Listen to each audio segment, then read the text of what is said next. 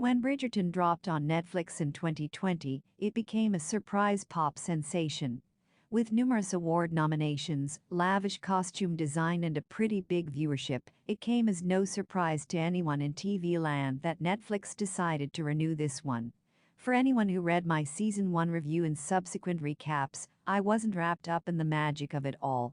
There were moments of brilliance in this period drama, no doubt, but the overlong runtime felt meandering at times, not helped by a smattering of subplots that felt underdeveloped and lacked substance. Does Season 2 rectify those issues? Well, yes and no. The main romance this time between Anthony and Kate is going to be a big talking point, and honestly, their chemistry is off the charts.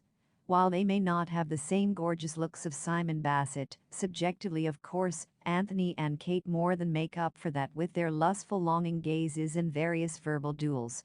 Some of the material these two have to work with is so well written and easily the highlight of the whole show.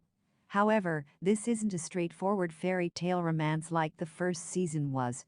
Instead, Bridgerton tackles the oft-overused love triangle trope, but manages to spice things up nicely, with a distinct lack of misunderstandings thrown in. Sure, there's the sudden events that stop Kate and Anthony from kissing, but instead, that's replaced by a much more palpable and enjoyable romantic drama. The crux of the issue here stems from Kate's sister Edwina, who is promised to wed Anthony, and the pair look set to start their betrothal. Only, Anthony has no romantic feelings toward her and simply sees this as a way of doing his family's duty. So when he starts to fall for Kate, things take a wild turn, and the whole thing sets up a scandalous affair that looks set to explode at any moment. Most of this season tackles their romance and helps to flesh both characters out. We get some much-needed flashbacks looking at Anthony's past in episode 4, while some rare bouts of vulnerability laid on from both Kate and Anthony does absolute wonders for both their characters. Likewise, Penelope gets a good amount of development this year too. After the reveal that she's Lady Whistledown, there was always the danger that this story would sour. Instead, she spends most of the season trying to avoid suspicion, while also showing how sneaky she's been to get the news out and keep up her alter ego going. However, Pen's problems are exacerbated when the Queen remains dead set on figuring out who Lady Whistledown is, setting a trap to ensnare whomever this may be. With episodes clocking in at upwards of 75 minutes, there's an awful lot of runtime to fill, and unfortunately alongside these two storylines, the show continues to meander through subplots that don't really add anything to the show.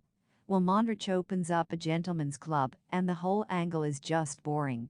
Nothing of note happens, and it feels like a way of giving the men something to do. Likewise, Benedict and Colin both have interesting enough angles, but their development doesn't really lend itself to anything other than a juxtaposition of their fate compared to Anthony. There's also a subplot involving the Featherington family, but outside of Penelope and what's going on with her, the whole thing just feels like a waste. The few ideas about class and how they're faring compared to the Bridgertons is largely reduced to comedic quips and one long, drawn-out story that goes nowhere. This is by far the biggest disappointment when it comes to subplots, to be honest, given there's actually some potential and a good deal of build-up. But after what is essentially a marginally longer story than Season 1, the time spent with these guys doesn't justify the obvious outcome. The lavish production design and costuming are both as exquisite as they were the first time around, and there's no doubt that this is one good-looking show. The classical renditions of pop songs are still here, but this time it does feel a tad overkill at times. That goes for a couple of cheeky fourth-wall-breaking moments which feel really oddly placed too. In episode 1, Lady Danbury straight up mentions how lots has changed compared to last season. While it's befitting for the scene, it also feels like a subtle jab at the audience to relieve their Simon Bassett hangover.